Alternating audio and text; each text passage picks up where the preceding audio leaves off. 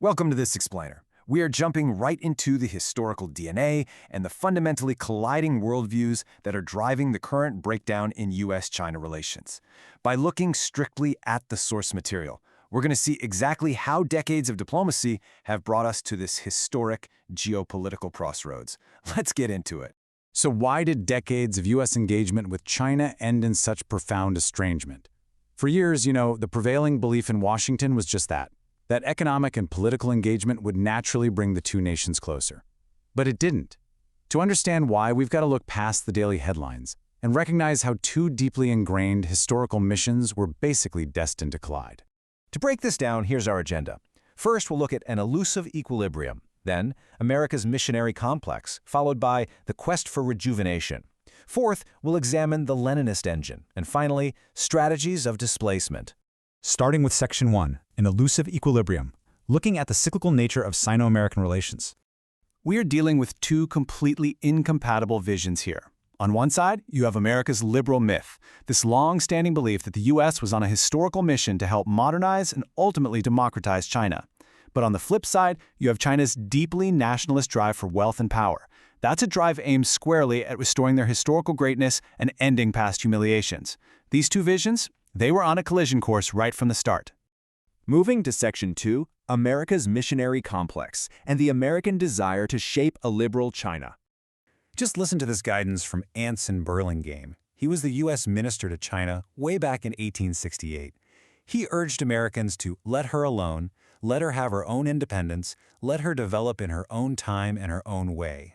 This approach, which historians often call patient paternalism, really set the stage for over a century of highly optimistic U.S. engagement, an era where America largely assumed its influence was entirely benign.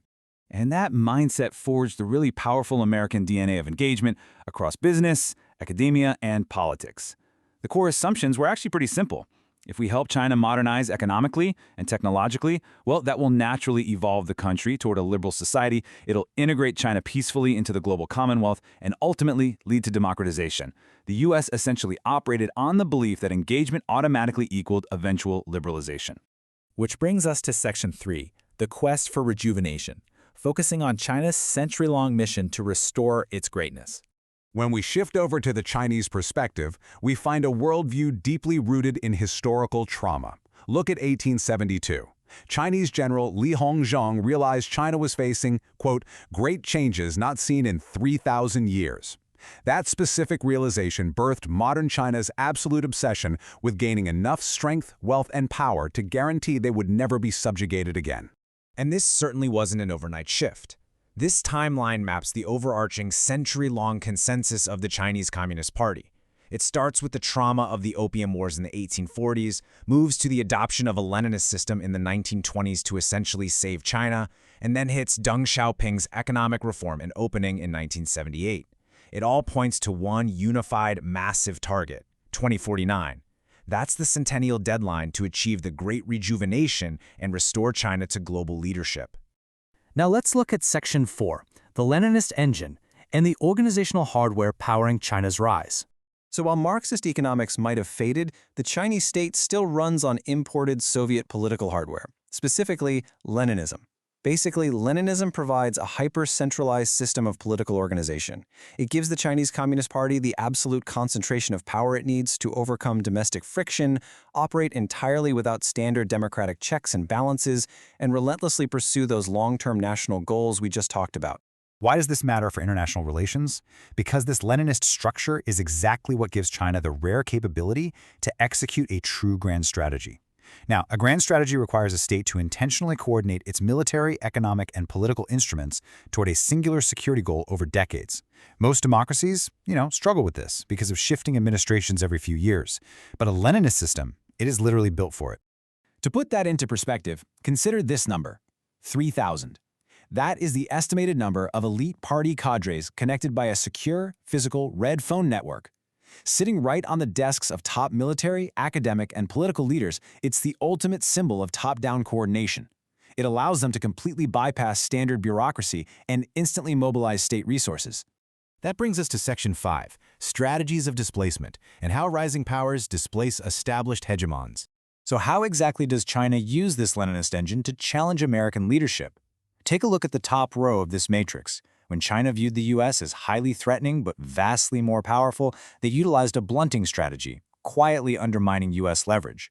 But as China's economy grew and that power gap shrank, their strategy shifted right, moving toward building, which meant creating their own alternative global structures. This strategic shift is perfectly captured in the words of China's own leaders. Following geopolitical shocks in the early 90s, like the Gulf War and the collapse of the Soviet Union, Deng Xiaoping issued this famous guidance: hide capabilities and bide time. That was the ultimate blunting strategy. It meant quietly building economic strength and restricting U.S. influence in Asia, without ever openly provoking a reaction from Washington. Notice how this strategy evolves really predictably. From 1989 to 2008, China focused strictly on blunting U.S. leverage. Then, following the 2008 financial crisis, perceiving the U.S. as weakened, they shifted to building their own Asian order, creating new institutions and expanding their military. And then, from 2016 onward, they transitioned to global expansion, actively seeking to displace U.S. leadership worldwide. By 2017, observing events like Brexit and various domestic divisions in the U.S., Chinese President Xi Jinping declared the world was experiencing great changes unseen in a century. Now, he was deliberately echoing that 1872 quote we saw earlier, but this time it wasn't a warning of humiliation. It was a clear signal that Western decline presented a historic opportunity. The moment for global expansion and true displacement had finally arrived. Which brings us to the ultimate tragic irony of this entire relationship. Think about it. The U.S. deepened economic and social ties to liberalize China, but the CCP perceived those exact same liberalizing ties as a subversive threat to their Leninist system. To protect their system, the CCP drastically ramped up its internal security state to counter the threat. And the resulting friction completely alienated the American stakeholders who had championed engagement in the first place. The closer the U.S. tried to hold China, the more engagement itself literally became the engine of estrangement. So we are left with a truly profound question. With these two historical dreams, America's liberal vision and China's quest for rejuvenation finally colliding head-on, what will the new global order actually look like? This isn't just some trade dispute. It's a fundamental clash of systems, history, and grand strategy that is going to define the 21st century. Thank you so much for joining me for this explainer. Keep asking those big questions, and I'll see you next time.